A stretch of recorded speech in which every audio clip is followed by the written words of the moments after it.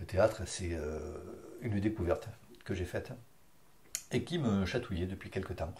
Parce que ça faisait quelque temps que lorsque je voyais une pièce de théâtre ou un film au cinéma ou en vrai ou à la télé, je commençais à regarder plus les jeux d'acteurs, les techniques, que l'histoire en elle-même. Et au bout de la quatrième pièce où j'ai perdu complètement le fil de l'histoire, je me suis dit non, il faut vraiment que tu fasses quelque chose, toi. Et je me suis inscrit donc au cours de théâtre, ça fait une dizaine d'années déjà que j'ai fait ça. Et, euh, et j'ai tout de suite adhéré. J'ai tout de suite adhéré parce que c'est justement une façon d'endosser un personnage et d'essayer de transmettre des émotions. Et de transmettre des émotions qui sortent des tripes. Enfin, du moins, il faut les faire. Enfin, il faut. Et c'est tout un travail d'arriver à les faire sortir des tripes. Et c'est ce qui me plaît. Ce qui me plaît, d'autant plus que lorsque nous jouons une pièce, lorsque nous jouons un spectacle, j'ai découvert ce que c'était que le track, que de monter sur des planches et de savoir derrière les spots qu'il y a du public. Et quand on est sur une scène, on entend, on sent les réactions du public. Et c'est de l'adrénaline pure lorsqu'on entend le public réagir, murmurer ou rigoler ou applaudir. C'est de l'adrénaline pure. Mais il faut rester quand même concentré sur son rôle, ne pas montrer qu'on a le trac, etc. etc. C'est tout un travail qu'on ne réalise pas. Lorsqu'on voit une pièce, lorsqu'on regarde un film, il y a un travail monstrueux qui est fait en amont. Lors d'une répétition d'une pièce qu'on avait à faire, il y a Amélie qui me faisait répéter une scène où j'étais censé me mettre en colère. Ça faisait deux, trois répétitions que je me mettais en colère, que j'essayais d'envoyer tout ce que je pouvais, jusqu'au moment où Amélie m'a dit non, stop, François, stop, c'est bon, stop, on élimine la scène, c'est bon, arrête tes conneries, c'est bon, de toute façon tu n'y arriveras pas. De toute façon, pardon l'expression, tu me fais chier, c'est bon, tu n'y arriveras pas, bon, c'est bon, hein. De toute façon, c'est bon, allez, tiens, la feuille de jaune est là, c'est bon, la scène, on la coupe. Bon, j'ai explosé. Je dis, mais quoi? Tu te fous de ma gueule ou quoi? Attends, ça fait trois répétitions qu'on fait là, que je me suis cassé les fesses à apprendre le texte. Non mais attends, non mais ça, c'est bon. En plus, ça fout à l'air toute la pièce. J'ai explosé devant Amélie.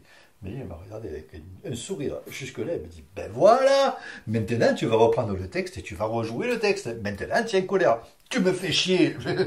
Et j'ai refait le truc. Ben voilà, maintenant tu l'as. Mais c'est même le jour de la pièce. Il faudra que tu le refasses pareil. Voilà. Et c'est ça qui est passionnant.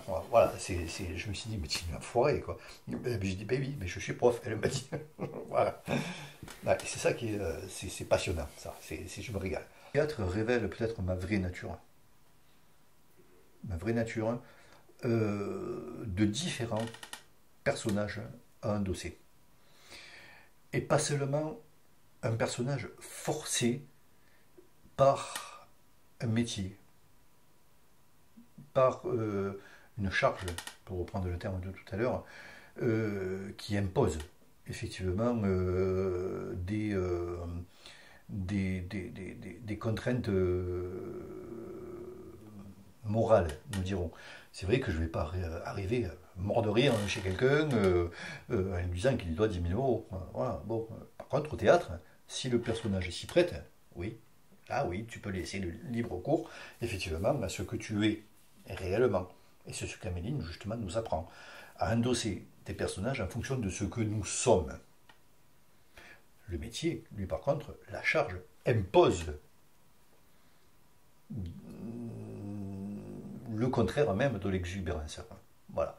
Et donc, tu es obligé de te mettre des cadres, de te mettre des limites qui, voilà, que je languis des fois de tomber le vendredi soir quand je suis à la maison. Voilà. Du fait que le théâtre m'a appris à être moi-même, justement, et à jouer et c'est ça, justement, c'est le travail qui est à la fois difficile et passionnant, à aller chercher ce que nous sommes véritablement au fond de nous-mêmes pour quand nous sommes malheureux, Amélie, enfin, notre prof justement, nous apprend à aller chercher l'émotion qu'il faut pour jouer quelqu'un de malheureux. Inversement, pareillement pour quelqu'un de joyeux, ou quelqu'un d'exubérant, ou quelqu'un de renfermé. Mais c'est nous qui allons chercher les véritables émotions. Par contre, dans le métier, c'est un masque, effectivement, c'est la charge qui impose le masque. Et c'est la charge. Alors, c'est sûr qu'on pourrait croire qu'il y a une similitude et que l'on joue et que je joue un personnage, mais ce n'est pas moi. Ce serait véritablement moi qui ferais le métier d'huissier. Je ne l'exercerai pas avec ce masque. Je suis contraint de forcer ma véritable personnalité pour exercer mon métier. Voilà. Sinon, je passerai des heures chez les gens, si ça rejoint ce que je disais, une personne chez qui je vais, qui est dans une panade, mais absolument invraisemblable, et qui essaye de s'en sortir, ben je passerai l'après-midi à essayer de trouver une solution. Mais non, la charge m'impose quand même c'est malheureux à dire, mais un certain chiffre, hein, et puis j'ai pas que ça à faire non plus. Et puis bon, on est obligé de rester dans le cadre d'un métier, on ne peut pas non plus faire que du social. Voilà. Est-ce que cette pratique théâtrale a une incidence sur ta façon de vivre, d'être, de faire? Oui, oui, oui, avec beaucoup plus de confiance en moi, c'est évident. Une meilleure connaissance de moi également. Une meilleure connaissance de moi-même qui est venue sur le tard et qui m'a fait, je rejoins également ce que je disais au sujet de mes parents, qui m'a fait réaliser beaucoup de choses, qui m'a fait comprendre beaucoup de choses. Et cette façon, non plus de regarder par la porte ouverte, mais enfin de commencer à la pousser, la porte, et d'y aller au-delà. Voilà.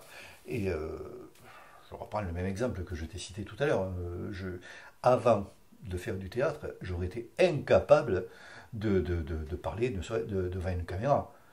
Voilà, je serais passé par toutes les couleurs, en bafouillant, en cherchant mes mots. Voilà, non, là, oui, je suis arrivé à plus cadrer ce que je suis réellement. Voilà, et ce que je n'ose pas dire, proclamer, revendiquer.